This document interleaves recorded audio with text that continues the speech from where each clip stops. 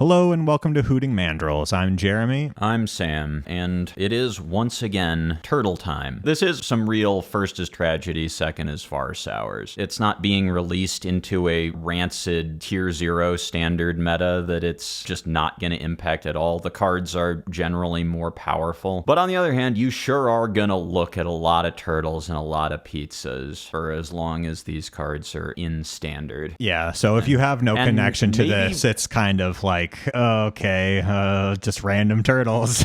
Yeah. Also in the sense that set mechanics, there's a set mechanic that's sort of weird dumbed down ninjutsu, sort of similar to Spider-Man. It has a set mechanic that is first is tragedy, then is farce. But let's look at a card with a turtle and a pizza on it that you might see even in older formats for a long time. There's a cycle of class enchantments in this set that represent the characterizations of the titular turtles, and there's one other in black, because that's another thing about Universes Beyond. A lot of things do this like rule of 4 stuff, and then they have to figure out something for black to do. But there's plenty of bad guys. They should be able to figure out. They all wear black ninja suits too. I mean, they wear a number of color of ninja suits, but there should be some black creatures. Shouldn't be too hard in the Ninja Turtle set. Cool but rude. 1 in a red. It's a class enchantment. The base level is whenever you attack, you may discard a card. If you do, draw a card. Level 2 is whenever you discard a card, this class deals 2 damage to each opponent. Costs 1 in a red to level up. And level 3 is essentially gamble. When levels to 3, search your library for a card, put it in your hand, shuffle, then discard a card at random. So at its baseline, this is sort of a thing that you put in, your Monument or Hollow One deck, and you get a little bit more looting in those decks. Sort of similar to Quint's Insight, a little bit more aggro slanted. Level 2 starts dealing a lot of damage, especially alongside something like Monument, but whenever you discard, deals 2 damage to each opponent. And that's the thing that makes me interested in this card, because this is sort of like a second thing that, like Red Shadowheart, can just win the game by necroing for a ton. If you necropotence your hand up to, 7 plus your opponent's life total divided by 2, or necrodominance to 5 plus your opponent's life total divided by 2, you discard to hand size and it just kills them. A deck like that would likely be interested in playing Crucius, especially now that Ajani is not. We are out from under the tyranny of Ajani. Furry jackboot of Ajani Nakatl Pariah. So you do a Crucius thing that deals a damage. It might discard a Fiery Temper, which it makes the treasure for, deals more damage. There are ways that you can piece this together even if you don't have the life necessarily to just kill them with that, although you, I think, pretty often will, because the rate here is pretty good. Yeah, I think this card's actually really good in standard as well. I think it fits very well into the red-black discard deck that's been going around with Moonshadow and the Shark.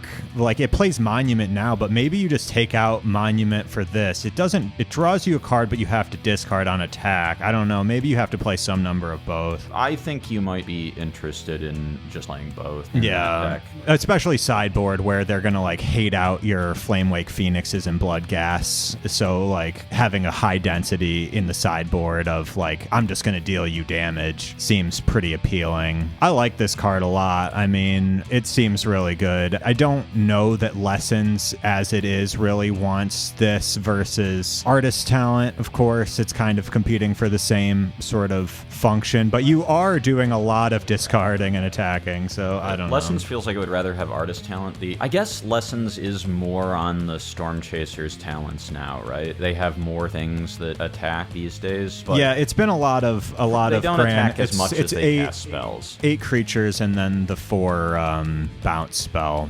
The Boomerang basics. Yeah, my instinct is that they will trigger Artist Talent significantly more often than they would trigger this.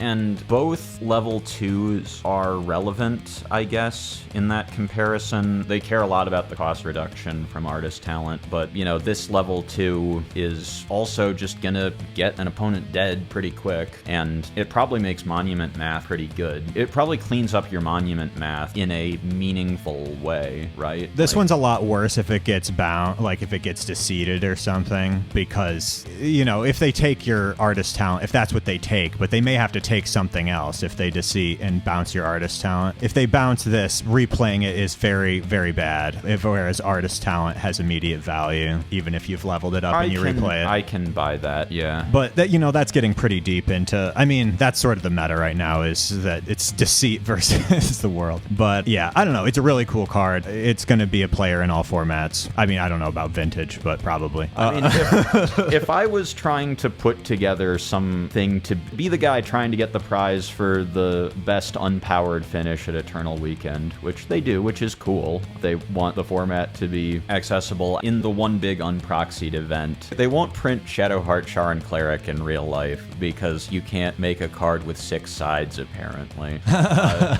Just put the card on a dice.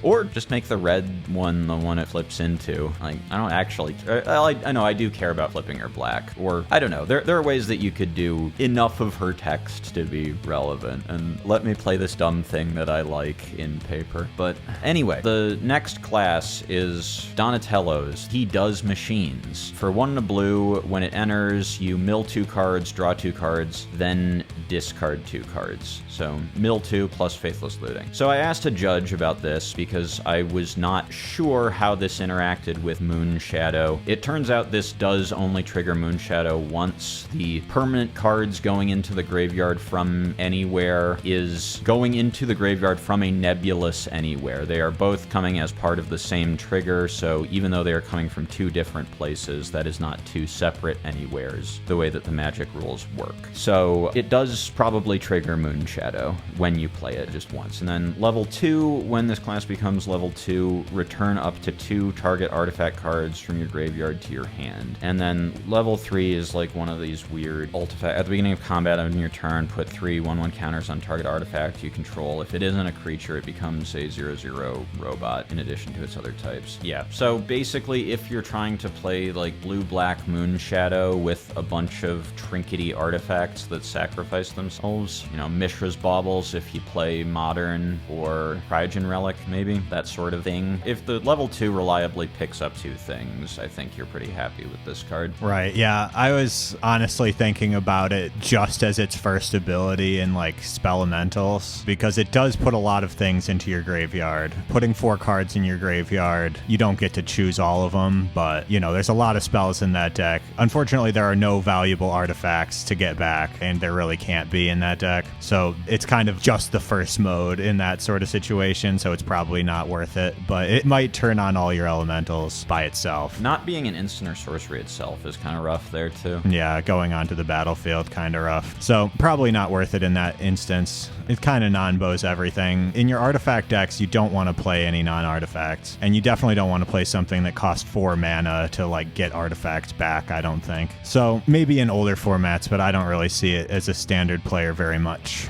The remaining 3 classes are maybe okay, but I think less interesting than the prior 2.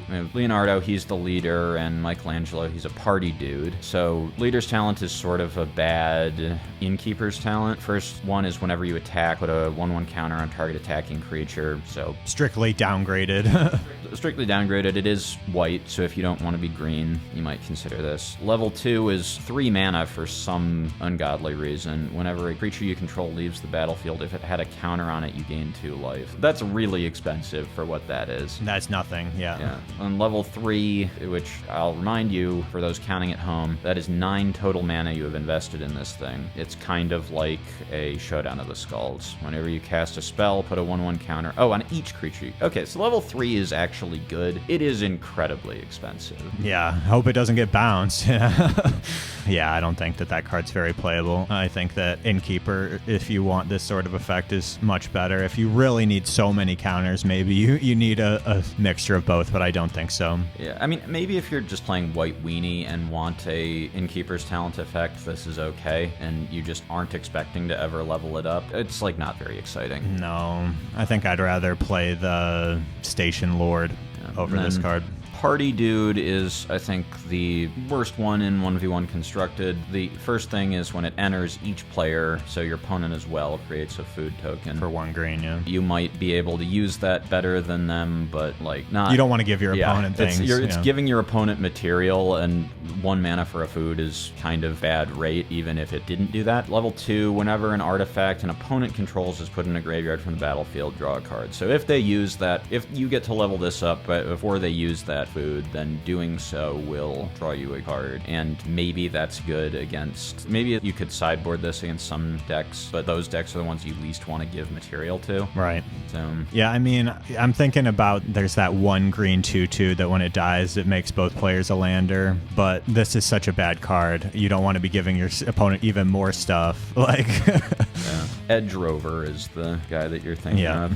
I don't think I put him on any of these slides, but I did think about him a decent amount. Level 3, costs a zillion mana. Yeah, makes things that attack your opponents big based on the cards in your hand. It is probably good in Commander, that level 3 effect, because it incentivizes your opponents to attack each other and let you draw a bunch of cards, which are the main things that Commander is about. Okay, then the last one, the black one that they needed to do to fill out the 5 colors, is called Ninja Teen. The baseline is sort of a bad Bastion of Remembrance. It leaves the battlefield, not dies. Each opponent loses 1 life, but so you don't gain the life, but it triggers off more stuff, doesn't make the body. But in lieu of making the body, you can think of it as sort of drawing you the remaining chapters, which are actually reasonably costed. Level 2 gives all your stuff +1/+0 and Menace, which pretty powerful. Is decent. For 5, it's kind of a lot, but it's a little overcosted, but you're not the most upset if you're at relative parity to spend 2 mana to go up from,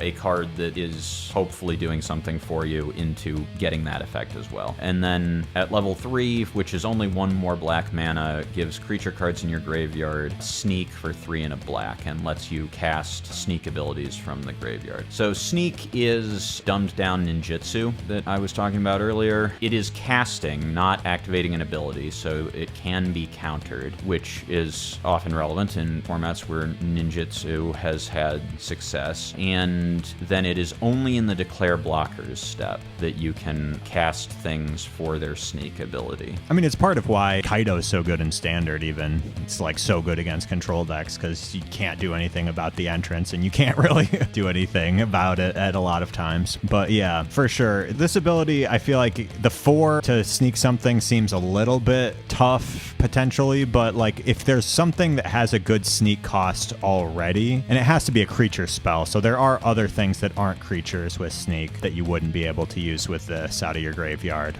But I don't know if are there any good creatures with sneak? I can't think of any. There are a couple Leonardos that are okay with relatively manageable sneak costs if you're in like black-white, so which you probably are playing something like this. I mean, it's like extra copies of Sephiroth.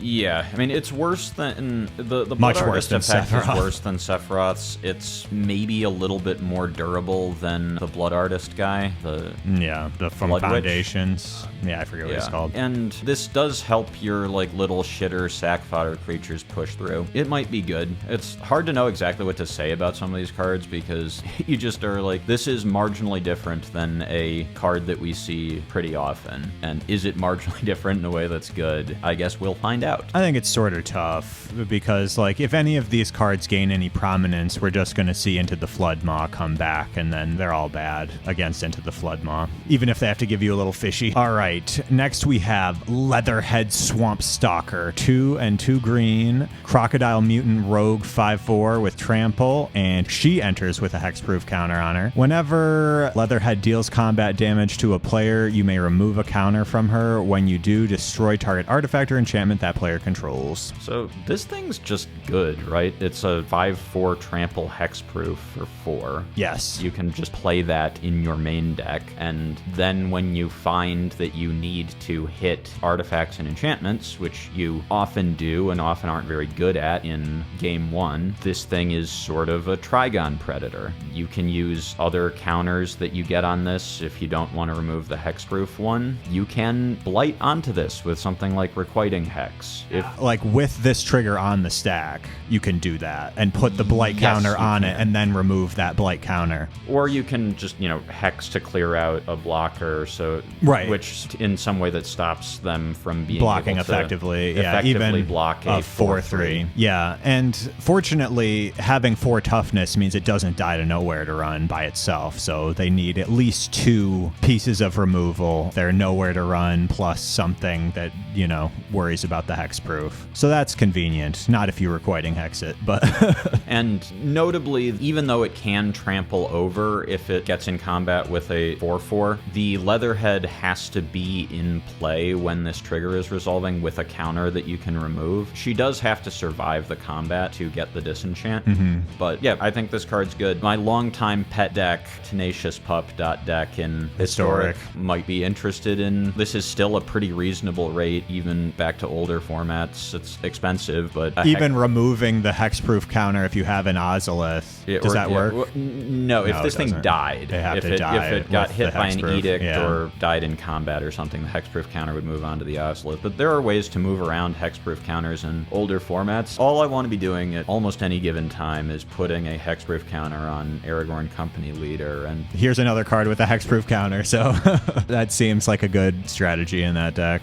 Yeah. All right. Up next, we have Donatello Gadget Master for 2 and a blue, 3/2 Mutant Ninja Turtle with Sneak 2. So like we said, you may cast this spell for 1 and a blue. If you do, also return an unblocked attacker you control to hand during the declare blocker step. He enters tapped and attacking. And then whenever Donatello deals combat damage to a player, create a token that's a copy of target artifact you control. So yeah, I mean, it's cool for sure. But once again, in your artifact decks, you almost never want to play non-artifacts. Like, this does make an artifact, and like with Pinnacle Emissary, you have a bunch of dudes who you can definitely sneak in, so that's definitely valid. I mean, if this ever copies a Simulacrum Synthesizer, you're probably having a great time. Yeah. I don't know if it makes the cut. And I was hoping you would tell me because you played a lot more with those decks than I have. haven't played those decks in a while, but this certainly is a card that you might look to. I think you need to be playing some kind of evasive creature. I mean, by the time you have the Simulacrum Synthesizer constructs in play, it's kind of like you don't really want to be ninjutsuing those anyway. Like a 1/1 flying can only block flyers is a lot more appealing to sneak in. But I like this card. I do think it's cool. You have to have a lot of setup already for it to be very good, but it also copies the O-ring. Yeah, there are a number of removal spells that this can copy when it comes down in something. It doesn't necessarily have to be Grim Bauble. It could easily be Perilous Snare. In Pioneer is sort of always just standard plus, where you take a standard deck and put Thoughtseize in it. Well, that too, but in this case it's Ornithopter that you can put. Ornithopter's good for this. Yeah, that is an unblocked creature. Yeah, there's not really any great affinity payoffs in Pioneer, though, are there? Not that don't exist in Standard, I don't think. Yeah, so then there are not, because there are not very many good affinity cards in Standard. So yeah, kind of a tough sell, but it's a cool card for sure. Next up, we have Northwind Avatar for 2 blue and a red. It's a Dragon Spirit Avatar 5/5 with flying. When this creature enters, if you cast it, you may put a card you own from outside the game into your hand. So, okay.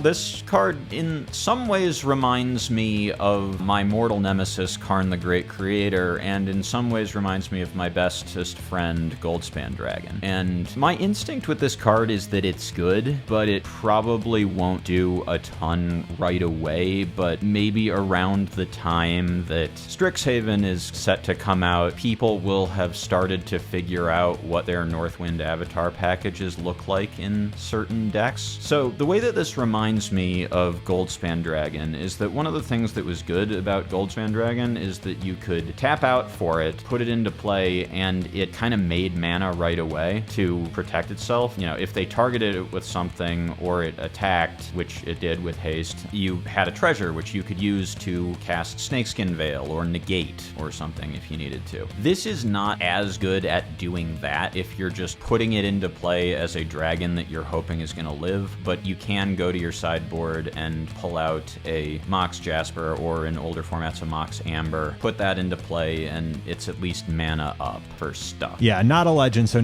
Mox Amber is not turned on by it. I just assume that everything in a Universes Beyond set is a legend, but this isn't. That's interesting. Okay, so ignore that part. You can go get a Mox Jasper, have one more mana. If all you want out of this thing is a 5/5 dragon that's a little more likely to live or protect itself a little bit, it can find the mana to do that, or if you play it when you're already on 6 mana, you can just go get the Shore Up or whatever out of your sideboard. You know, that on its own is probably not good enough, but it's kind of an okay floor for this card. You know, I likened it to Karn the Great Creator, you know, as a sort of kind of expensive thing that immediately makes a wish and then leaves something behind. The thing this leaves behind is a 5/5 dragon. The thing that Karn leaves behind is a planeswalker that threatens to wish again and also is a Null Rod, which is probably better and certainly gets more probably better the further back you go. And costs one less,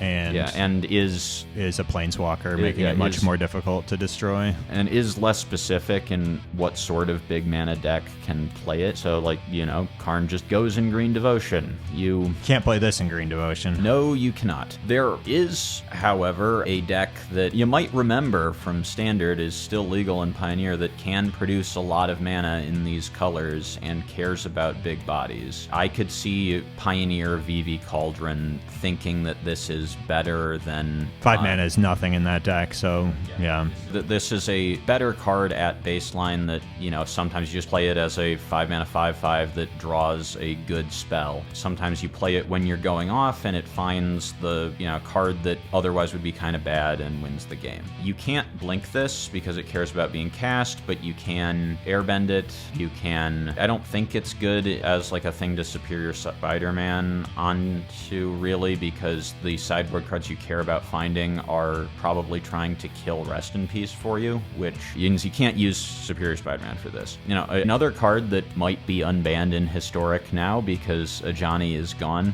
Fearsome Whelp, cares about dragons. I'm not sure exactly what the vision for that deck should be, but Fearsome Whelp Mox Jasper is something that is more exciting. Turn 3, yeah. More exciting to start exploring again in that format. So if there's something that you want to get out of your sideboard on turn 3, that's a lot more appealing, right?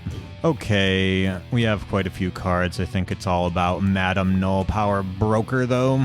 So for 2 and a black, we have a Demon Advisor. This one is legendary, 1/3 Death Touch. Whenever another creature you control enters, you may pay life equal to its power. If you do, put that many 1/1 counters on it. So we're getting big really fast with this one. I mean, not that fast. It costs 3 itself, but... I also put Technodrome here, which is a new card. And if it goes with anything, it goes with this, because it's a 2 mana 3/3, reach trample, but can't attack or block unless power is 6 or greater, and then it can sort of slowly make itself large while drawing cards. But if you play it after you have this thing in play, you just pay 3 life, and then you just have it online as a 6/6. Another thing that you can play and just have online as a 6/6 by spending a little life with this card is Demon Wall. You might notice that both these cards have the demon type. This is relevant in the Standard because Unholy Annex is pretty good. A card that I was kind of high on back when we were talking about Foundations, Fiendish Panda, is both a demon that cares about getting large and also cares about you gaining life, which you might want to do if you're just riding the lightning on this card. Maybe the time has finally come for me to be right about that one. I do want to talk about Technodrome on its own just for a little bit. Sure. Before I was playing Tagram's Journal, you know, a weapons manufacturing type. Yeah, this is a good way to sack munitions. So, like, this sacks munitions tokens, it gets bigger itself. Eventually, maybe it can attack. It has trample. Sure. Yeah, it draws I'm willing cards. To believe this might be playable. This is better than Tarian's Journal. It's a little easier to kill if they want to do that. Sure. In pre-board, but... And it doesn't get to the turn it comes down because it does have Summoning Sickness. So that's pretty big of a reason not to. But I don't think that the Journal is very good either. I was just playing it because you need to draw cards. And, you know, if you're playing more than one of the Journal, the second copy is really bad because it's legendary. Yeah, and it's a pain. You have to flip with the cast trigger on the stack if you want to have, it turn it into a land. It's a pain. All right. Yeah, so Madame Null also is kind of cute with Death Shadow in older formats. Hey, 13 life. Well, no, I mean, if you're at 10, you play a Death Shadow. It comes in as a 3/3. You pay 3 life, go down to 7. Death Shadow is now a 9/9. Paying life is good with Death Shadow. Yeah, that is clever, yeah. That also kind of makes me think of Abigail, because this card kind of cares about the same thing. It likes big, dumb idiots, and Abigail also plays kind of well with Death Shadow. So just making things huge, Abigail also gains you life, which is relevant when you are spending life aggressively. So yeah, I think you need to play this card with Abigail. Abigail, Madame Null, Demons. Unholy Annex, yeah, that all gives you life back. You need a way to not die. Sheltered by Ghosts. I don't know. Okay, we got a couple cards on this slide. It seems to be counters type stuff. Yeah, the one that I think is most interesting of these is Mutagen Man Living Ooze, which is kind of just like a lot of these cards, a slight variant on something we see all the time. In this case, the big X creature, Ooze or Hydra. But this one comes down as a 2/3. It makes X mutagen tokens, but then it makes the activated abilities of artifact tokens you control cost 1 less to activate. As long as this thing is still in play, all those mutagens are free to activate, and you can just distribute the 1/1 counters in a way that speaks to you. So that is potentially better if you have some sort of hardened scales effect, because you do them one at a time, so you get 2 double each, yeah. instead of +1 on your big X creature. There is a hardened scales on a body in this set, the rare Michelangelo, a 1/1 that ETB makes a mutagen. He does not discount it, so you have to pay 1 more to get to the classic limited common that comes in and puts a counter on something. But he is hardened scales on a stick. So when you do start cracking mutagens, he is pretty good with that. I do want to talk about Mutagen Man with Biotech Specialist again. Yep, Biotech Specialist, Gleaming Gear Drake. Those are very good. Anything with those, that cares about sacking a bunch of artifacts. Yeah, but it's in green already, so Biotech is the one that makes the most sense, I think. You could be, obviously, 2 colors. Probably you want to be more. You have to be 2 colors even for Biotech, but yeah, I think it's really good. I think that making your landers cost 1 is appealing. I think that maps being free, even if maybe you play it in like Teamer artifact, sack now becomes a lot more playable with this card, because you can, do the Biotech Specialist thing. You can do a lot of map creatures are really good in Teamer. You can play the Spyglass Siren, and you can even play the Lost City guy, the 3/4 that makes maps when he attacks and enters. Sentinel. Yeah. So I don't know. That seems pretty cool. You could even play some treasure synergies so that you could, have more mana to cast this guy with, and sacking the treasures is good with Biotech Specialist. I really like this card. I will probably be playing it. Yeah, I mean, another thing is it makes clues and landers and stuff cheaper too. Yeah. So like your lander token only costs 1. That's a lot better than 2. Your clue only costs 1. That's a lot better than 2. So you can just go through your stuff really quickly. Another thing that is relevant about a lot of these cards is that they all have mutant typing. Thinking back to Final Fantasy, you might remember the card Genova Ancient Calamity. She makes things mutants. She also just cares if things are mutants when they die. And drawing cards equal to the power of your large counters idiot. And also, because of the way that Mutagen Man works, you can just pump the counters onto Genova, because she cares about her own power as well. And for free. It's the X cost, but you get a 2/3 and you put all the counters somewhere else instead of getting them all on your stupid Ooze. Yeah, and you could potentially gain other value from Obsessive Pursuit or something as well. Because it's at the beginning of combat, you can't stack the triggers to have Obsessive Pursuit Genova gaining the additional counters before she goes. Yes, because Genova triggers at the beginning of combat, and then Obsessive Pursuit triggers when you attack. There are a couple other sort of scalesy cards, Mikey and Leo, Chaos and Order, 2 hybrid green-white, so you can play it for green-green if you don't want to be white. In your Hollow Merc Siege deck, if you're really trying to gain value off of counters, Yeah, it's a sort of redundancy for that Hollow Merc Siege effect of drawing cards when you put counters on stuff. Then there's, at uncommon, there's Genghis Frog, 1/3 trample. when he or another mutant you control enters, create a mutagen. So not a crazy rate, but if you're in blue is probably the biggest issue, is that it's kind of hard to cast. But if you can cast it and a bunch of scalesy mutants, it's maybe fine. Or maybe if you're frogs, it's kind of blinkable and... Yeah, splash portal this guy. Make more mutagens. There's also the Ooze, which is kind of a bad Ozolith mixed with kind of a bad Soul Cauldron. When your creatures with 1/1 counters leave the battlefield, make mutagen tokens for each 1/1 counter on it. So it's not as efficient to just get those counters back somewhere as the Ozolith is, but it does create a bunch of material that you can then do stuff with. And then you can tap it to exile a card from a graveyard to also create a mutagen. So one thing that I like about this card is it works well with obsessive pursuit decks where you don't quite have enough damage to win on the spot, but you have a sack outlet, you have this, you've got counters from your obsessive pursuit or some other way, like Rust Harvester is a really good card. I think that that's a card that benefits from a lot of this stuff. Then you have the sack outlet, you sack it, then you get a bunch more stuff to sack. So like I said, if you have the biotech specialist in play, then you just win the game off of pumping stuff, attacking with it, sack it, get the mutagens, then you can do however much damage. It's a bad Ozolith, but it does have some functionality. You don't get to play a good Ozolith in Standard. No. Ikoria has rotated, you see.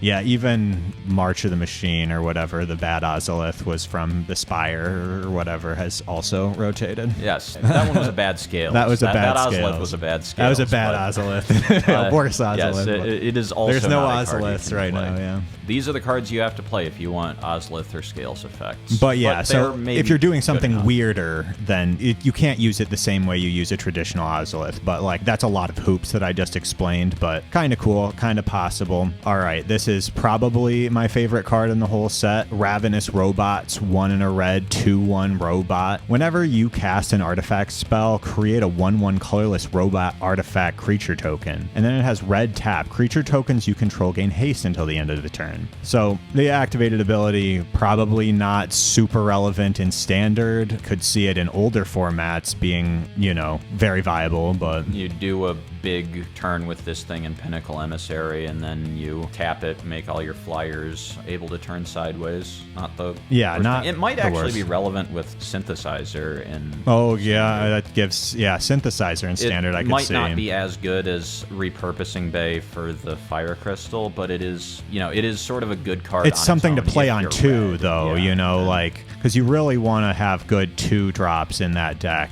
And obviously, if you're playing United Battlefront and Pinnacle Emissary, this is not a deck, right? Because you can't have creatures in that deck. But I think it's a really cool card. Like I said, once again, it goes really well with Obsessive Pursuit decks. It makes two things, or it makes one thing, but you can make a bunch of things. And if you're playing like Grixis artifacts, you could play like Rotten Mouth Viper and Frost Cliff Siege, which I think seems like a pretty good strategy. You cannot Sunderflock Rotten Mouth Viper, so that's a good advantage in the current meta. And think that you need to be playing haste with Rotten Mouth Viper because the singular trigger is not good enough unless you're winning off of sacking enough munitions tokens already. But that's an unlikely scenario. So I think with the haste and the trample and the attack, that seems like a good strategy to me. I think that there's some Rotten Mouth Viper deck that is possible. Rotten Mouth Viper mentioned, but this card does not give the Viper or, you know, older formats, your Kappa Cannoneer or whatever itself haste. It only gives creature tokens haste. Yeah, you can't do anything with its ability. You're probably sacking this guy to the Viper. Fair. But it is fodder, or it creates a bunch of stuff like Pinnacle Emissary does, having more redundancy. 8 copies in of that is effect good, yeah.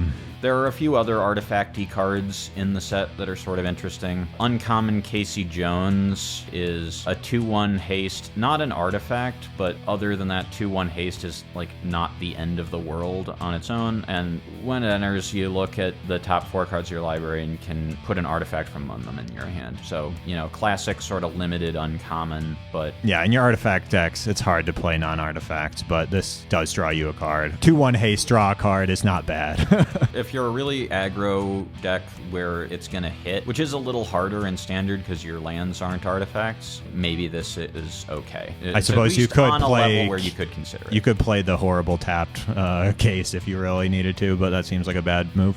There's also at rare Improvised Arsenal, 1 and a red for and a +1/+0 for each artifact you control. So it's a way to turn your emissary drone or your Rust Harvester. Yeah, into a lethal threat. It can also copy itself for 5 mana. I don't know if that's likely to come up, but it's kind of neat. It's not the greatest card, but, you know, people were doing chainsaw Rust Harvester things, which is much worse than this. This is much better of a strategy, I think. Then we have a couple commons. I think Mechanized Ninja Cavalry is a great popper card. I think that, like, Boros, it doesn't even have to be Boros, but in Boros, you get to pick it up and play it again and again and again, which seems really good. It makes 2 artifacts for 2, which is a good rate, you know. Raise the Alarm is a good card in Pauper, and any card with the artifact type line is good in Pauper. And this makes 2. Or is potentially yeah. good in Pauper. And then, similarly, you can sort of do bouncy stuff with this card, Mouser Foundry. Enters or leaves the battlefield, it makes a 1/1, and you can sack it for a pretty expensive cost to deal 3 damage to target creature.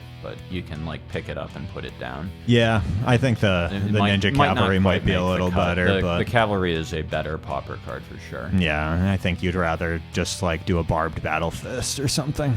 Okay, up next we have a rat, finally. So we have Rat King Verminister for 1 and a black. He's a rat avatar 1/1 legend with Disappear. At the beginning of your end step, if a permanent left the battlefield under your control this turn, create a 1/1 black rat creature token and put a 1/1 counter on Rat King. Then tap, sacrifice 3 rats. Return target creature card and all other cards with the same name as that card from your graveyard to the battlefield tapped. So this is like the plant for Rat Commander.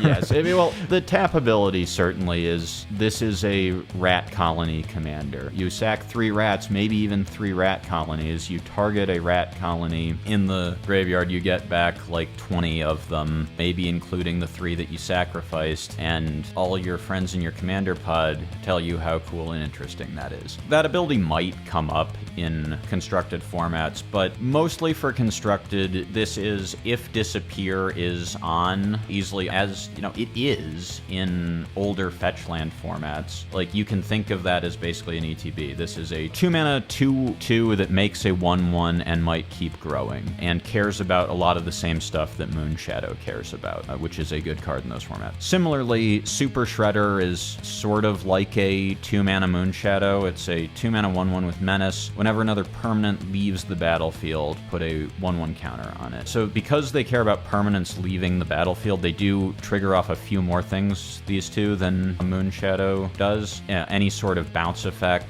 or blink effect works with them. Any sort of token that you sacrifice works with them. So those things are sort of cool. I think both of these cards could be actually quite good going back to old formats. Yeah, I think that Rat King seems fun in Pioneer for sure. There's, even in Standard, there's still those Bloomborough rat that, like, gets X for the amount of rats. It's like a 2/1 that gets X power for the amount of rats you have, and you can, like, pay 3 to bring it back attacking from the graveyard. I think that, you know, those cards work pretty well together. I don't know that there's a rats deck in Standard because no Karanomics. We still have Skitter for a little bit, 10 more months. But yeah, I think Super Shredder's probably more of a player in Standard. It has to be the battlefield, which makes Standard harder because, you know, things leaving the battlefield is harder than off of the top of your deck or in your hand or whatever. Oh, that is true. They are not triggered by everything that triggers Moonshadow, but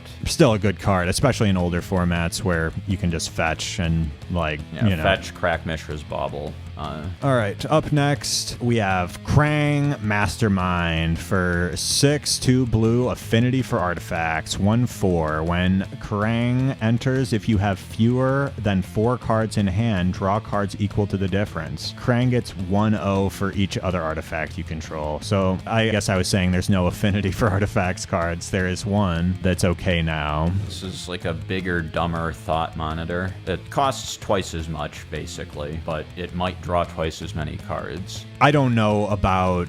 Yeah, drawing twice as many cards is certainly good. If you can get empty-handed and play this thing and draw 4, if you have a Riddler 5. I don't know. That's an unlikely deck combination. It does certainly swing, but no flying, no evasion makes it definitely tough, I think, to benefit from the plus to power. I think this would be better, and maybe is better, in like Pioneer, where if you had access to a good 9 mana artifact to pod this into, like so that it's 8 cost, which is, you know, different than Thought Monitor or many of the other affinity payoffs that exist. This one does pod up into Portal to Phyrexia off of Repurposing Bay. You can no longer do that in Standard because All Will Be One is in the rearview mirror, but in Pioneer that could be a thing. Yeah, that's certainly interesting. All right, okay, that's a cool card. Next up, we have Sewer-veilance Cam. For one, this might turn out to be the best card in this set across multiple formats. That's a stupid thing to say, but it might be true. So it's a 1 blue flash artifact. When this artifact enters or leaves the battlefield, you may tap or untap target creature. Sacrifice for 3 and a blue and draw 2. Pauper playable. Common. So, yeah, I mean, it's a cool card. Taps, untaps. There's certainly a lot of shenanigans to be doing with that. If you have a creature that taps for multiple mana, like, say, a Badgerland, in Pauper, all I could find that would work, that produced multiple mana in 1 tap and could produce blue, was Elysian Caryatid. Yeah, but you can make blue in Elves. So you just untap you can filter Priest of Titanium mana. Yeah, you could probably it may not be infinite, but like even an extra Titania trigger is so busted. Like Quirion Ranger is the best card in the Elves deck by a long mile. So I could easily see filtering blue to play this card to untap either your Well-Wisher to gain infinite life. You could tap your Priest of Titania, or you can the Sentry that pumps for power. It seems like best in Elves, as far as I can tell. I think that most of these things are not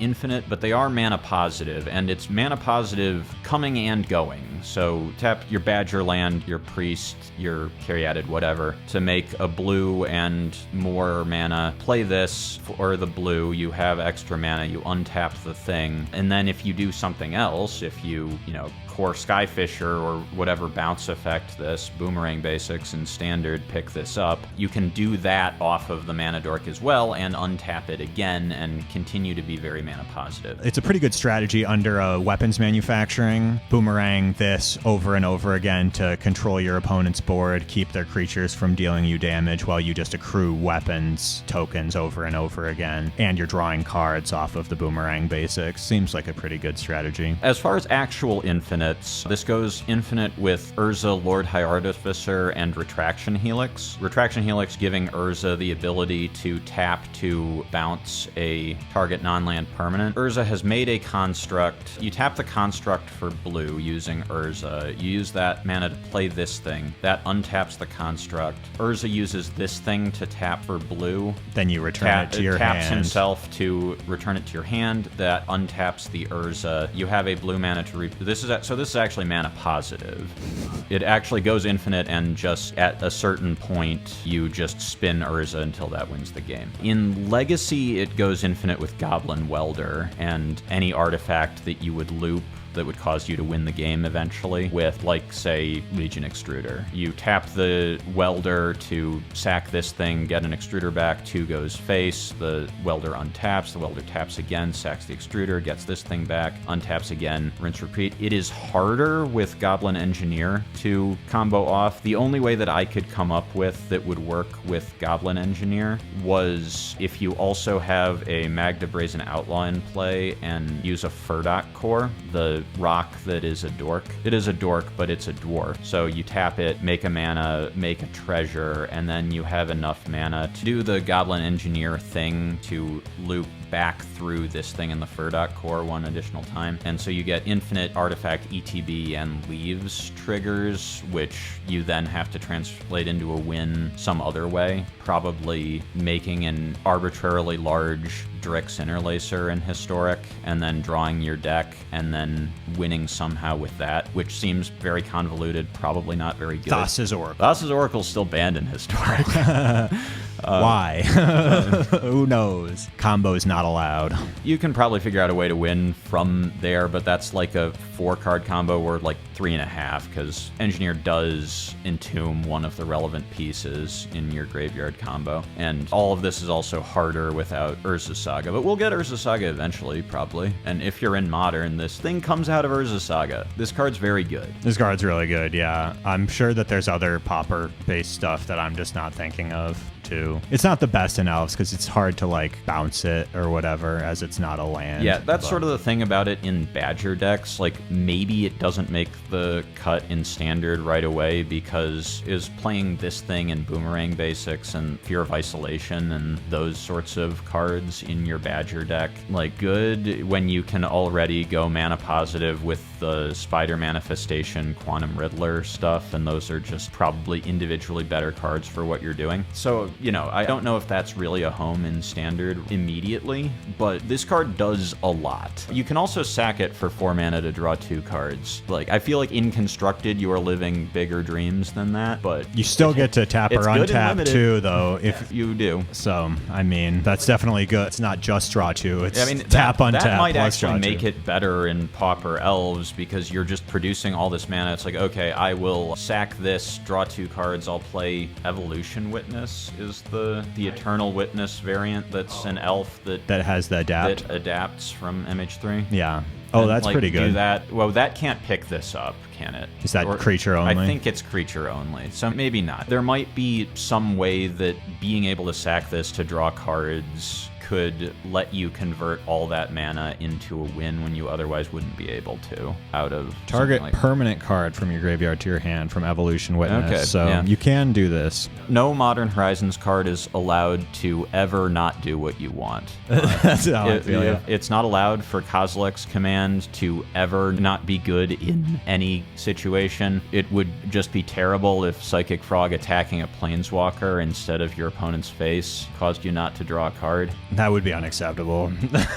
Why do I even question whether a Modern Horizons card does exactly what you want? It does what you want, yeah. All right, up next, a card that's not any good. Raphael, Ninja Destroyer, 2 and 2 red, 4/4. Raphael must be blocked if able, and then Enrage. Whenever Raphael is dealt damage, add that much red. Until end of turn, you don't lose this mana as mana steps and phases end. Marauding Raptor. I want to believe in Marauding Raptor. I'm sorry, it's just who I am. It's the right thing to do. When you have a Marauding Raptor, this thing costs 3 and you get 2 mana back. Is that good? If you have 2 Marauding Raptors, they will kill this thing, but you will go positive on mana doing it. That's neat. If it is not immediately murdered by your own cards when it enters the battlefield, you can Reckless Rage Reckless Rage is mana positive on this thing. I don't know. I kind of older like formats, this it's card. okay. I was thinking from a Standard perspective. These cards like make it seem a lot more fun. Yeah, like this is a you could play this in that you Pioneer. Yeah.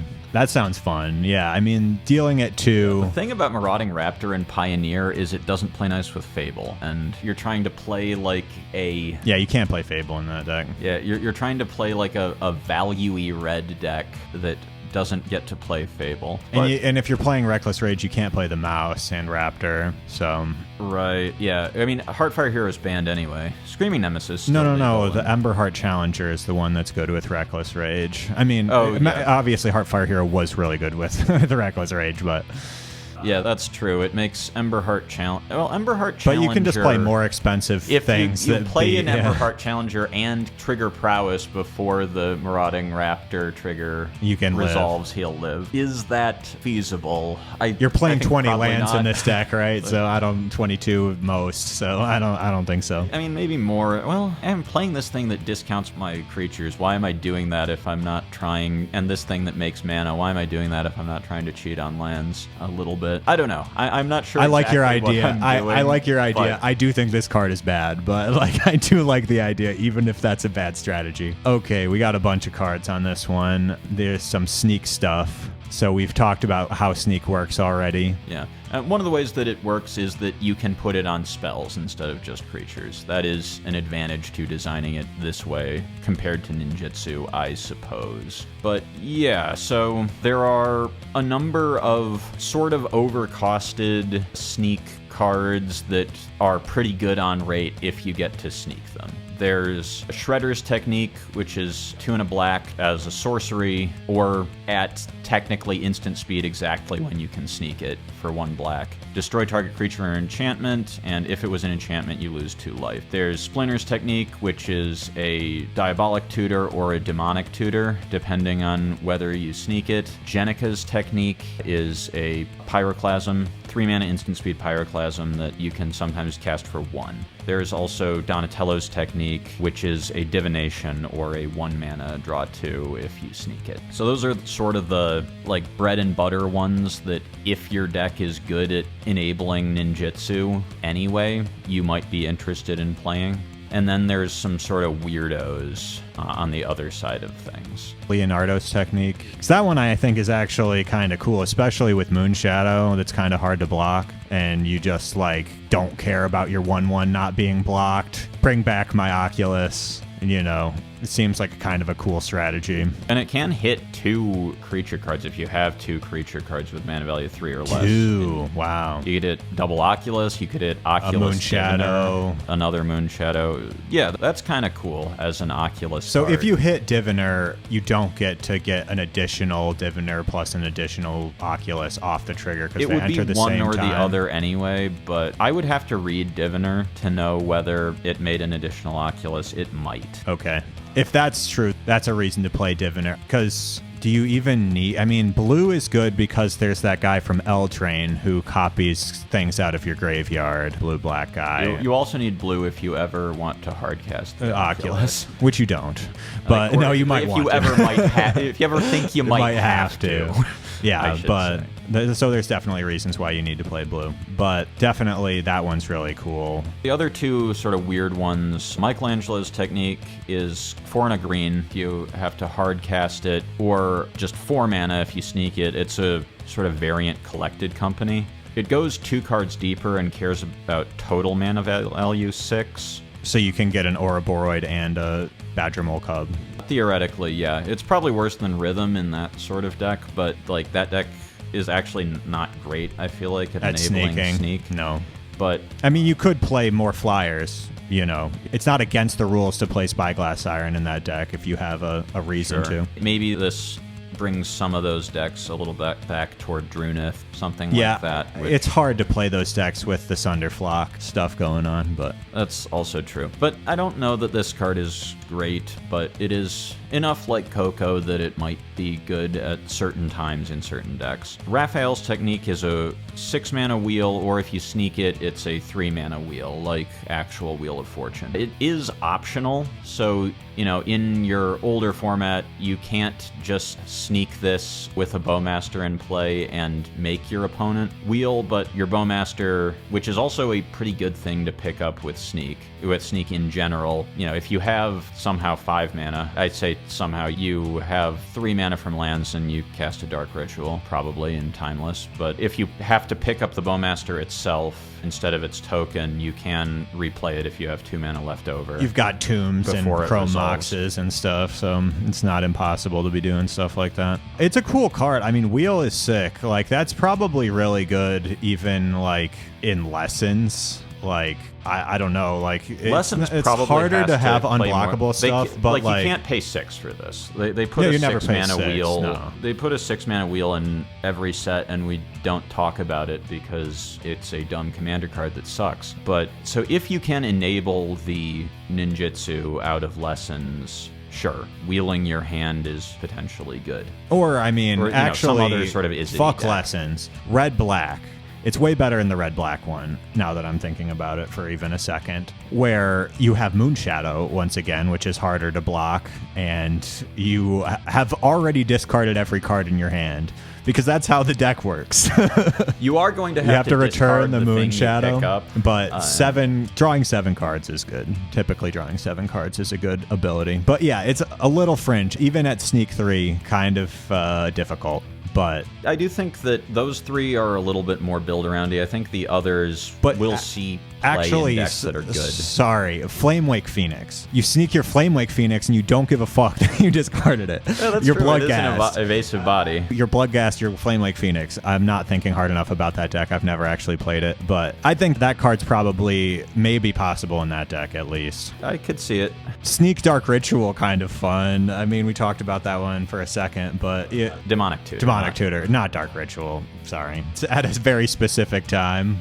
But there's a lot of A plus B combos in Standard. That's kind of all of it. You have to be both a combo deck and a good sneak deck, which is a little harder for that one. Yeah. Like, I think the Divination, Donatello's technique, could be quite good. Just, like, pick up Spyglass Siren, draw 2 cards is probably fine, especially if you're already interested in doing Boomerang Basics stuff. For sure. Sneak does not pick up as many things that you're interested in self-bouncing as other bounce effects, but you know, it's a proven strategy. And they're printing even more cards that black is allowed to destroy enchantments, so that's interesting, right?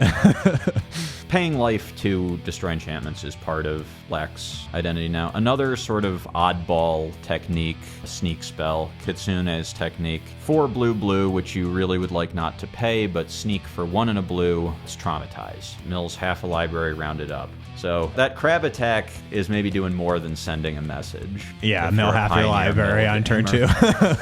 Yeah, I mean, in Standard, the mill deck is Excruciator, but this isn't very good in that, obviously.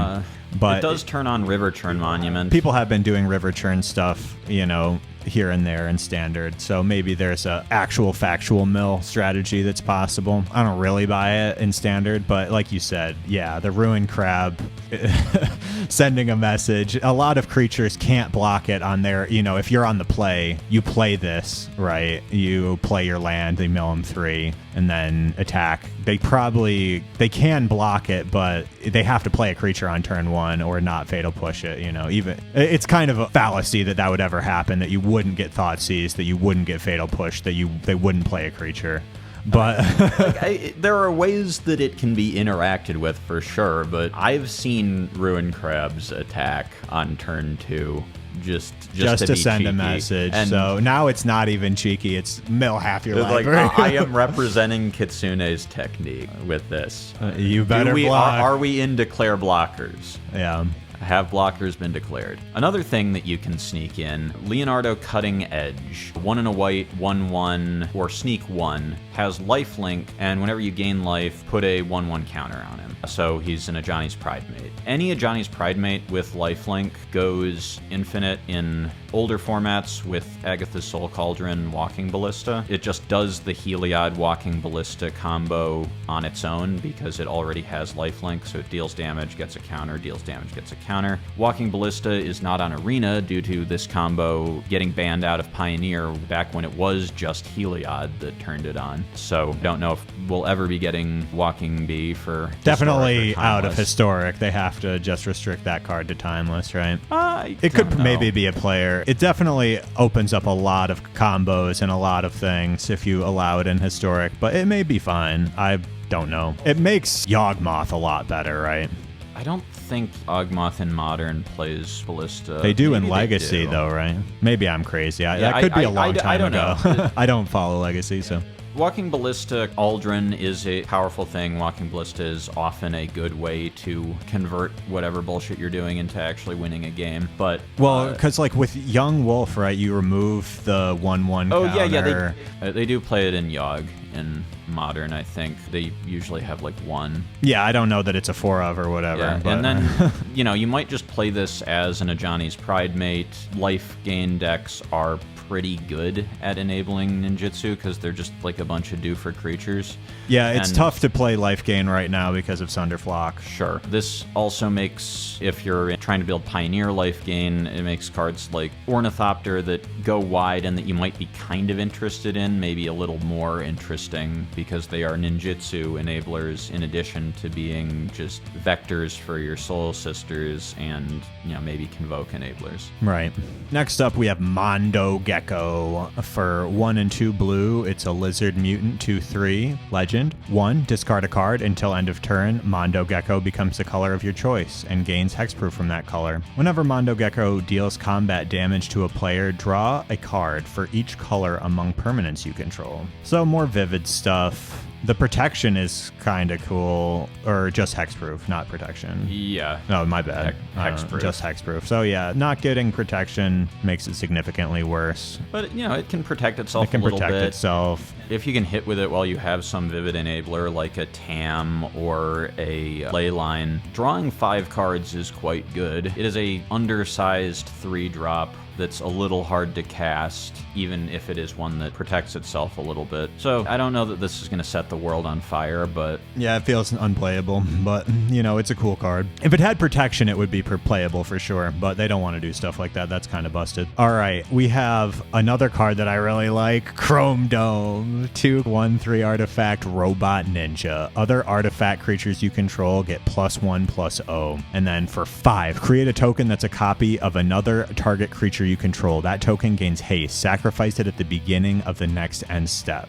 So once again, Biotech Specialist is a card that works well with this. It's not an artifact creature, but if you're playing a lot of artifact creatures, making one to attack and sack is not bad, even at 5 mana if you've got nothing else to do. But, all of your little tokens that you made off of Ravenous Robots and Pinnacle Emissary, they're all big now. So that's really good. It's cheap. It's a Lord. Doesn't die to 2 damage removal. I like it. I mean... Any sort of weenie artifact deck that is trying to beat down is probably pretty happy with this card, and the mana sink is a little bit of extra on top. Yeah, not too much to say about it. It's good with Pinnacle Emissary and the new robots. It's good with, whatever cheap beater. You could even do like Magitech Infantry, like white weenie stuff with it if you can play enough artifacts in that. I was actually thinking about Lord. Magitech Infantry for another reason recently, because I just discovered this card Clowning Around from the unset that cares about robots. So Magitech Infantry, a common robot. So maybe something there, unrelated note, but it's not Clowning Around mentioned. This thing is not pauper legal. So you're not doing it with Chrome Dome. No. With Chrome Dome there. Just a quick aside. Stupider things have been cast off Mishra's Workshop. In Legacy, Chrome Dome. Vintage. They don't let you play Mishra's Workshop in Legacy. No, I was talking about Clowning Around, Chrome Dome and Clowning Around. In Legacy, a very valid strategy. It definitely is not something you shouldn't try. Chrome Dome does cast off Ancient Tomb. Chrome Dome does cast off of Ancient Tomb, which is pretty good. It makes your Ornithopters deal damage. Okay, now the rare Casey Jones, the Vigilante, 1 and 2 red legendary human berserker 4/3. When Casey Jones enters, draw 3 cards at the beginning of your next upkeep. Discard 3 cards at random. 3 mana is probably too expensive. The only things that you're that interested in doing, even though the body is all right for 3 mana, like this is probably sort of a burn card because those are the things that you can unload on your upkeep before you have to discard them and feel all right about it. But Yeah, this card's bad. I mean, if you can use all of the cards that you've drawn, unless you have a serious discard synergy, like you never play this in Hollow One. All right, next. Bebop and Rocksteady, 1 and 2 hybrid Golgari for a legendary Boar Rhino mutant 7/5. When Bebop and Rocksteady attack or block, sacrifice a permanent unless you discard a card. It's Rotting Regisaur. You guys know Rotting Regisaur. Reggie. No. Cool, yeah. Fight rigging rotated out of standard. The payoffs that exist for having a giant idiot with downside are Skullspore Nexus and Big Girl Galta. Yeah, you can play that bird thing on it, I guess, if you want to remove its downside. You can Abigail onto this. That's kind of fine. The sacrifice a permanent unless you discard a card is kind of interesting. Like, if you use this to get down a Skullspore Nexus, you can sort of just sack it to itself and make a 7/7 off it. It's not nothing. That sounds hard to set up. All right, up next we have Quintessential Katana and Prehistoric Pet and Dark Leo and Shredder. These are just sort of the sneak enablers and probably the best, other than the Donatello, the best just rate sneak creature. I don't know. I don't know that I have that much to say about these. They're okay at what they do. If you're trying to do sneak stuff, you might play some of these in some number. Abzan, Finn the Fangbearer. No, I'm just kidding. That's more exciting than anything I had thought of with these. You don't get to play Kaido and Abzan, which is but that is true. You don't. Yeah, but Dark Leo and Shredder, white and a black, 1/3, sneak, attacking ninjas. You control have Death Touch. Whenever Dark Leo Shredder deal combat damage to a player, create a ninja. And if you control 5 or more ninjas, that player loses half their life rounded up. And yeah, the other cards are kind of... Prehistoric Pet just has Skulk and can bounce your things. Say 1/2 for 1 with a possibly relevant type. That's about it. Quintessential Katana is a 1-mana equipment that gives +1/+1, and whenever this creature deals combat damage, untap it and gain 2 life. Equips for 2 or just can auto-equip to any ninja you control that enters. Your Kaido. Yeah. Okay, we have more dinosaurs. Triceraton Commander, XX white 2/2 dinosaur soldier relevant. Flying, whenever this creature attacks dinosaurs you control other than this creature get +1/+1 and gain flying until the end of the turn. When this creature enters, create X 2/2 white dinosaur soldier creature tokens. So this thing's kinda weird and probably not good. 4 mana, it's 2 2/2s with some upside, but that is sort of just a decent limited common. It probably needs to be doing more than that. One of them has flying. Sure, one of them has flying and is a lord effect for the other ones. Yes, I agree this mythic is probably good in limited. In standard, the thing that would draw you to playing dinosaurs is that you get to play 8 elves, as you have Ixali's Lorekeeper. So that is mana that you can sink into this thing. I would like it better in that if it weren't double white. That probably makes it very hard to play red, because your mana dorks don't fix for anything, and... Well, Ixali does. Oh, yeah, she does. That's something. She doesn't play the nicest with Badger Mole. I don't know how much removal you need, how much of it is just like put dinosaurs on the board to win in that deck. Because if that's the case, then you can play a lot of fixing lands, so it's probably not impossible to be a Naya deck. And okay, Lorekeeper fixing for dinos so that you can actually have a Badger start as long as you have a 2-drop dino makes me feel a little bit better about something like Naya dinos with all these pips. There is another go wide dinos payoff in standard, Regal Imperiosaur, another double pip creature. If you tap Ixali's Lorekeeper, can you use the green from Badger Mole for non-dinosaur spells? Right? You could, right? I think so. I would have to... Judge. I think I have to read Badger Mole, so if you can find a slide that I put it on. Whenever you tap a creature for mana, add an additional green. So I think that is Badger Mole adding the green, so I think the answer is yes, you can use that green for... You probably aren't, but just as a... But you could theoretical. You could play this thing, play a Badger, tap this thing for a dinosaur mana, make a green, a red real green, mana. play the 2/3. Yeah, you could do that to play the 2/3, or you could just make any color for dinosaurs. Badger Mole makes a green. You can use that green to cast Llanowar Elves or another Lorekeeper. So that does make the Badger starts better in this hypothetical Naya Dinosaurs deck. The ultimate deck in standard.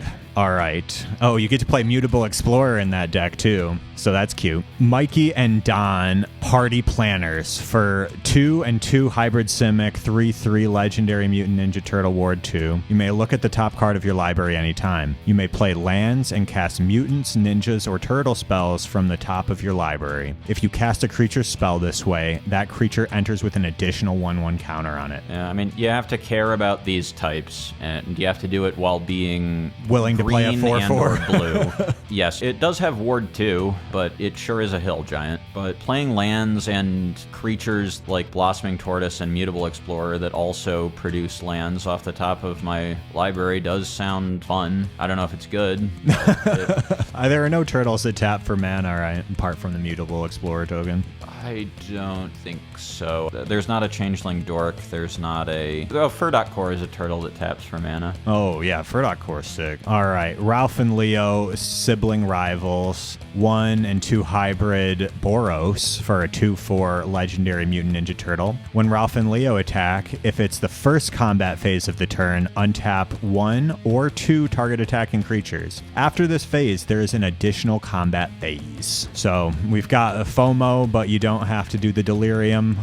It does cost an additional mana and is therefore worse. I don't know, though, because, like, maybe this is, like, a good sideboard card in mono red, because, like, you play this on turn 4 and then you wild ride it, so then you've got a hasty creature, you untap it, you've got a 5/4 and whatever else attacking, you get a second combat phase. It's a lot of damage, you know? I mean, if you're trying to use this with FOMO, you have to be a little bit weird with the untaps, because they make multiple combats, but they only each get untaps once. Yep. Similar to the deal with multiple FOMOs. You know, there are other weird additional combat things that untap other stuff a little bit more freely at the higher end of your hypothetical red-green curve, like Boomy Unleashed, that earth bends, and when he deals combat damage, gives you an additional combat and untaps your lands for that combat, or Ansrag. You know, I don't know that those really synergize with these, or if you want Vigilance creatures to try and do the additional combat commander thing, but in standard, now that you have like 8 red creatures that give it to you. Yeah, I think that it's kind of interesting with Firebending Student, where you could make a ton of mana and then maybe find more cards off of your Opera Love Song and Questing Druid. So that's kind of interesting with that card. But yeah, I mean, I don't know. It's a cool card. I don't know that it's amazing, but I like this kind of thing, so I'm gonna be hopeful anyway. Yeah, it's a cool card. It's a little bit of a tough sell at 3 mana, but, you know, FOMO's really good, and copies 5 through 8 of FOMO might be all right. Yeah, maybe you play 2 of them or whatever, you know. All right, now we have Ralph and Mikey Troublemakers for 5 and 2 Hybrid Gruul for a 7/7 Legendary Mutant Ninja Turtle with Trample and Haste. Whenever Ralph and Mikey attack, reveal cards from the top of your library until you reveal a creature card. Put that card onto the battlefield tapped and attacking, and the rest on the bottom of your library in a random order. So it's like an Atali. It's good in the sort of things that Atali would have been good in, you know, Smuggler's Surprise, random encounter type of bullshit. Yeah. If you're trying to play those decks, this is probably the current best thing to put in them. Throw away your Cactars or whatever. This also finds Cactars. But like it finds Cactars, it finds Omen Dragons. If you're playing a bunch of big idiots that you're like trying to do that sort of thing with, it's kind of good. Next up is Taka and Razar, Terrible 2s, 2 Rakdos hybrid mana for a 3/2 Menace. That's pretty good. Can't be countered. It is legendary, which legendary is a downside, and it means that you're not really playing this in like Pioneer Rakdos midrange just for its stat line, because you can't copy it with Fable, unlike Fable's best buddy Blood Tithe Harvester or something like FOMO. But it does also have actual text, other than just being a 3/2 Menace. Whenever a player casts a spell, if the amount of mana spent to cast it was less than its mana value, Taka and Razar deal 3 damage to that player. Sunderflock, Quantum Riddler, or even the Eddie other Merc elementals Crabs, in in the Spelementals deck. There are things that trigger. It's sort of just another taxing effect like Hexing Squelcher or May. It goes after slightly different things. You know, might be good going back to relatively old formats. Like, how good is Force of Will if it has to cost 4 life instead of 1? Yeah, that's something, I guess. I think that you don't want to play this. You want to play Vexing Bauble, or, I mean, is Vexing Bauble banned in Legacy? It is, right? It sure is. So you have to play this instead of Vexing Bauble, but at 2, you could play the one that does 5. It's not a creature, but 5 is more than 3. This would be competing in something like Legacy Burn with something like Roiling Vortex. That is true. You know, this thing does attack, and attacks with Menace. It is a pretty respectable body, actually. Yeah, I agree. So, I do kind of, I mean, I've been looking at that horrible card from Spider-Man, because there's so many more cards with Menace nowadays, so I'm like, is Treasures, like, good enough, like, of a payoff to, like, make your Menace deck a thing? But I doubt it. There's a big reanimation card and a couple of reanimation idiots in this set that are probably not where Reanimator is going to be in Standard. Reanimator is already superior Spider-Man. There's no other way to do it. Yeah, I don't think you want a, like, more expensive 6-mana reanimate effect, even a pretty good one, and I don't think these reanimation targets are as good as the ones that work best with superior Spider-Man, like Deceit or Bringer. But here they are. Cloning of Shredder, 4 and 2 black for a Saga. The first chapter exiles a creature card from your graveyard, makes a token that's a copy of it, except it isn't legendary and is a mutant. And then chapters 2 and 3 just make more non-legendary token copies of that thing. So, you know, Atraxa not in Standard, but making an Atraxa every turn, making the first Atraxa usually wins you the game is the thing. If you have a good reanimation target, why do you need to overkill like this outside of your game of Commander? I am not sure. And like I said, I think this is probably not where reanimation is going to be in Standard, but it is kind of an interesting effect. Armagon being an enter ability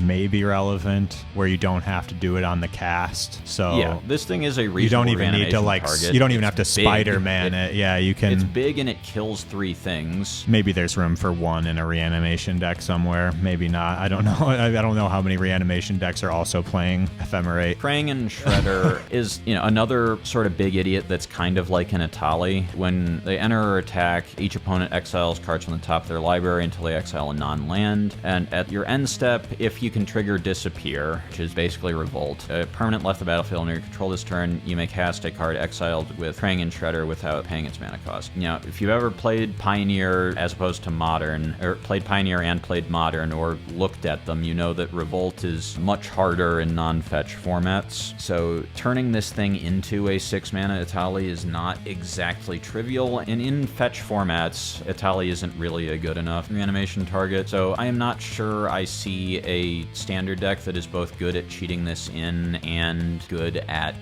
triggering Disappear. If there were one, this would be all right. I mean, you wouldn't play it anymore. I don't really see anybody doing the Bringer Spider-Man stuff. The Spider-Man stuff is really just value for Deceit, mostly at this point. And obviously in the Doomsday, it gets Doomsday as well. It would be easy to turn on Disappear if you were doing Bringer and you killed one of your, 2/3s, one of any of them, and then you've got this. But how much better is that than just winning the game, right? So there are also a number of reanimation cards that work by sacking themselves, and those are kind of fine. Yeah, Valgavot's Faithful or whatever. Yeah, those would be kind of fine, but they haven't been the way to it's so reanimate expensive. in Standard for a while. Northampton Farm, and this land's quite good. It's a colorless land. For 1 and tapping it, you can exile target creature you own. That on its own, not that exciting. But for 2 and tapping this and sacking it, you can return a creature card exiled with this land to the battlefield under your control. Return each other card exiled with this land to its owner's hand. Fortunately for this card, it does not say as a sorcery for either of these. So you do get to do it as a response. So like if they try and kill your stuff, you can slurp it up. Slurp it up and get it back. Get it back at on the some following point. The following turn or your opponent's next end step. Yeah, you get to This be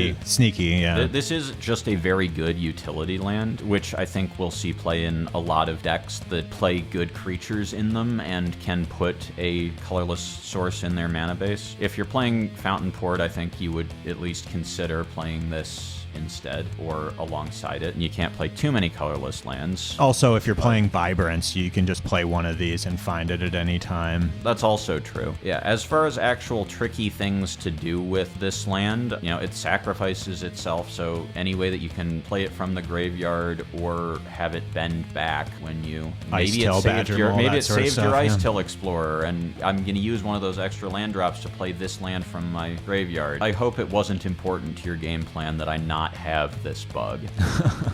Yeah, you're probably saying that a lot in Standard. There's a lot of powerful bugs. It can sort of pseudo-scam and slurp up a Might Form Harmonizer before it warps away. If, like, putting it in off of this thing on a future turn is possibly a better way for your various landfall lines, I could envision worlds where that was the case, certainly. I think, yeah, that's the best deck in Standard for this right now that I can think of off the top of my head. It's not bad on Quantum Riddler. Yeah, it's a little slow as a scam. I was thinking about this as just a card that you could put in your mana base to do scammy stuff with, you know, Riddler or even something like Grief. And I think it's almost there, but not quite. It's also less there with Grief because, boy oh boy, am I not as excited to play this card in a Strip Mine format. No, you can't play this in a Strip Mine format. It is just investing too much mana to just get blown out. If you want to invest less mana in this, and, you know, Blossoming Tortoise is a card that is a turtle. If you sack this to get a tortoise back, it will immediately get this thing back. That's kind of cool. Also, exiling your own creatures triggers Dour Port Mage. You can maybe draw some cards as you're using this thing to protect whatever dirtily strategy you're doing if you're in blue. I'm surprised nobody's trying Tortoise anywhere. I get that it's a 3/3, but there are... I think it's just that it's so much worse than Ice-Till Explorer. Yeah. It needs something to give it the extra leg up. Mutable Explorer didn't quite get there. This card is good with Ice-Till as well as Tortoise, but the fact that it discounts a lot of this stuff, like, maybe there is finally a Turtles deck for Blossom. Land creatures getting +1/+1 is pretty good. There's, like, Badger Mole stuff and other stuff that's not irrelevant to that. But yeah, it's kind of... I like this card. Tortoise is a little bit of a tough sell, even now that I'm thinking about it for half a second. This farm is another candidate for maybe just quietly the best card in this set, and there are many things that it could enable. There are a lot of good cards in this set, which is exciting, because Spider-Man... Is it draft pick 2? It is. The limited is probably going to be at least a little rancid, maybe not as rancid as Spider-Man, but, you know. Yeah, it's sort of tough to, like, necessarily go positive on those pick 2 drafts, because you sometimes just get really horrible decks, right? I didn't even do one, I think, in Spider-Man, but... The thing about pick 2 is more that you just can consistently get into the deck if you want to, or you usually can. Sometimes you do just end up in a really bad deck because... I mean, if you take 2 of the good cards from a pack of a single strategy, it's hard for somebody that you pass that pack to get anything in that strategy that's valuable. If both you and the person that you are passing to are being passed to by, which person on either side of you will be that for at least one pack, you know, you both got into the same strategy on your pack 1 first picks, it is hard to get out of that strategy. But it's also often you just, like, get the same deck every time, and it just becomes kind of boring, is the other, like, if you're trying to keep drafting it, yeah. All right, should we talk about our popper cards? Yeah, one of these is an uncommon, but these are all sort of like fringy ones in green, which is part of why the first one is fringe. Guac and Marshmallow Pizza for 1 green is an artifact food with flash. When it enters, target creature gets +2/+2 until end of turn and untap it. So it's a limited trick, but it's on a permanent. An artifact permanent. Yeah, an artifact permanent. You can also sack it to gain life. Like, the biggest problem with this card is that it's green, which is the color that is most awkward for artifact strategies in Pauper. What is a Tree of Tails, anyway? Yeah, also, Heartfire Hero being banned means that pump spells aren't as good. I don't know about this card, but for this sort of, like, just okay and limited trick, putting it on an artifact is not bad. and might make it in constructed somewhere. Yeah, it does make a weapon token. The thing is, like, I could see potentially like a Ginger Brute type thing playing a card like this in like a weapons Ginger Brute type, obsessive pursuit sort of Gundam sort of deal, but it seems really bad, so probably not. I think it's probably not quite there, but keep it in your memory banks in case you end up in weird places in your brewing. It's not horrible in like Pauper with Glint Hawk and Core Skyfisher, because like you may be able to just like repeatedly deal damage because they won't have flying blockers, or they won't have flying blockers that have five can block a 4/5. Yeah. Yeah, sure. It's not great. It's of a power level where it could be Pauper playable or even standard playable at some point if the right things align for it. A card that can't be Pauper playable because it's uncommon is Courier of Comestibles. 1 and a green for a 1/2 human citizen. ETB tutors a food card. Reveal it and put it in your hand, then shuffle. Tough cookie, here we come. Yeah. There are creatures you can get off that. There's the food FTK pizza creature that we just saw, talked about in the Eternal set. There's a ramp card, Heaped Harvest. That's a little expensive, but if playing a 1/2 into a ramp spell doesn't just leave you dead, which is not necessarily standard as I understand it, then maybe this thing is cantrips. They like to make things foods that aren't like just foods, so yeah. There's a removal spell you can find off this, the Dubious Delicacy. It's overcosted, but they may make more foods in the future. They will make more foods, and it is not crazy to think that this card might do something in some format at some point. And then we have Ragamuffin Raptor for 4 and a green, Dinosaur 4/3. When this creature enters, return up to 1 creature or food card from your graveyard to your hand. It's a 4/3, so it's worse than Evolution Witness in basically every way in Pauper. If dinosaur typing mattered, which who's to say that it never will, then this card could be a 1 or 2 of in a Pauper dinosaurs deck. We got one more card here, which is Leonardo Big Brother for 2 and a white, sneak 1 white. It's a legendary Mutant Ninja Turtle 1/3, and then Leonardo gets +1/+0 for each other creature you control. This card is actually something. White Weenie is go wide. You have a lot of creatures. Returning them to your hand, not a big deal. Many of them have It ETBs. doesn't die to cast down. It's a pretty good card, I think. Yeah, it hits really hard in Pauper. White Weenie doesn't die to cast down. Yeah, 2 more. One of which also doesn't die to cast down. Raphael Tough Turtle is Impact Trevor, as some people called the uncommon one in Dragonstorm. Another creature you control enters, he deals 1 damage to target opponent. So get ley lined. No, this is a Pauper card, if anything. It's probably less good at combo-y stuff than Molten Gatekeeper because of the Unearth, but you might play both, or you might play this if you care about dodging cast down or care about the price up front instead of milling yourself a lot to try and find the Gatekeeper or what have you. Yeah, or if you're afraid of like Cast into the Fire or Dust to Dust or any other exile, Declam or whatever. Yeah, so that's interesting. And then the EPF Point Squad pointing is a 1 and 2 hybrid Boros for a Human Soldier 2/1 Alliance. Whenever another creature you control enters, put a 1/1 counter on this creature. So once again, kind of like a decent White Weenie type thing. Could be a Rally the Peasants. This kind of card appears a lot at common. It's not a super unique effect. 3 mana for usually a 2/2 that grows, but this grows with anything. So you play this, if it lives, you cast Writhing Chrysalis, and it's all of a sudden a 5/4. Is that good? That seems pretty good in Pauper. Yeah, it's another must kill as you're playing another must kill. Yeah, so it seems like it's okay if you're in some sort of red or white go wide deck, and even just playing the premier mid-range threat is kind of a go-wide thing. So I definitely can see this as a Pauper card. For sure, yeah. I mean, it's great with like Battle Screech, right? Where you play this, it has to live 1 turn, then you Battle Screech, flashback. You got pretty big. So I don't know. Cool cards. You have anything else? Oh, we have more cards. cards. These cards are boring to talk about. They're just like, is a 2/3 with no text and artifact typing, is that good in Pauper? Probably not, but it is a little above rate, so sure, can think about it. Cowabunga is like the green commune with mutants, ninjas, and turtles for this set. Worse, yeah, and unplayable in Pauper. There's so many better Probably versions. worse than Malevolent Rumble. Probably worse than they don't go to the graveyard even. Commune with the gods. Like, if you are playing exactly these types, you might consider this, but probably not. His Ancient Stirrings is just better.